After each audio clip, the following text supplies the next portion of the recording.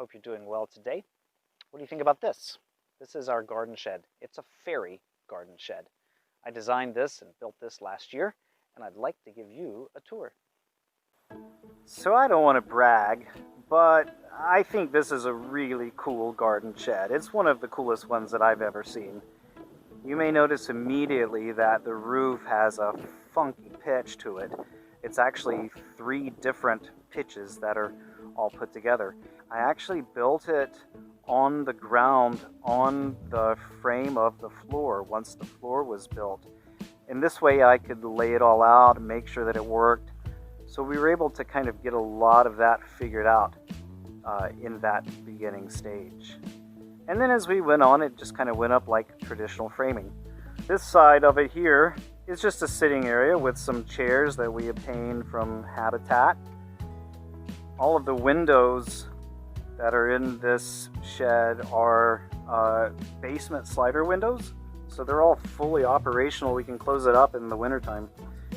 I also did this really funky trim around the windows. There was no rhyme or reason for it other than I just didn't want to do anything traditional. And as you can see, this roof overhangs about 3.5 feet, so it keeps this area dry almost all of the year. You can walk around the backside of this thing and see into our garden a little bit. Let me show you this.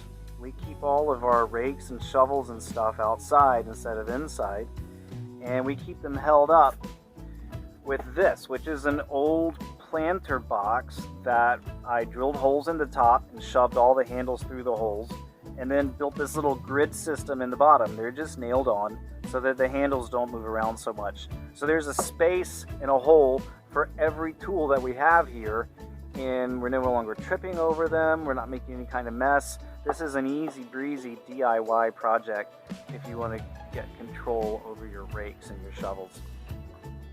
All right, so let's talk about cedar shingles. Cedar shingles you can buy just about anywhere. They're not that expensive for a bundle of them. And look what you can do. The idea I had behind this was to make the front of this look like a tree. I wanted tree branches coming out. That was the idea.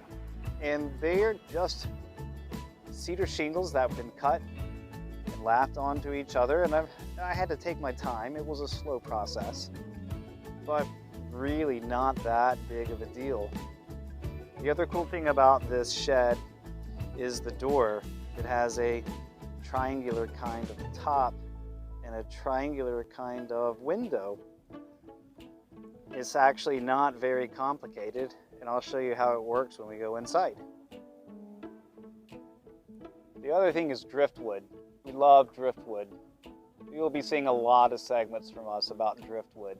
It's just little pieces of driftwood on fishing line dangling from the eave.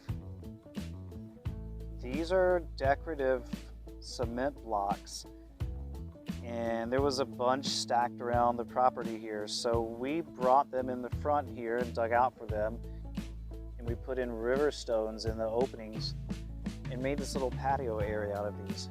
Really cool. Let's go inside.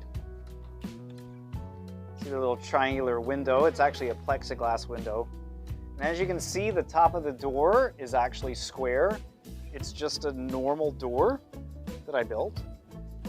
It's only the outside facade of the shed that's actually built into the corners.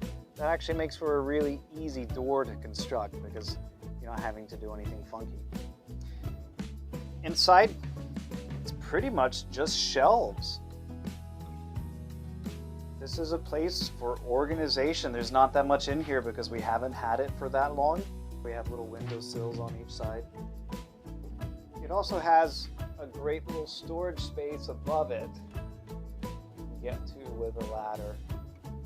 Believe it or not, I was able to build this for less than $1,600, plus about 125 hours of labor. One of the reasons I could do it really cheap is I took advantage of my local Habitat for Humanity reuse store. If you have one of those around you, go and visit. The other thing too is check your local lumber stores, not the big box stores. Sometimes you can get really good deals when you deal locally. If you have any questions about what else I did, please leave them in the comments and I'll get back to you just as quickly as I can. And please subscribe to my channel. You can see more videos just like this. And like this particular video. Thanks.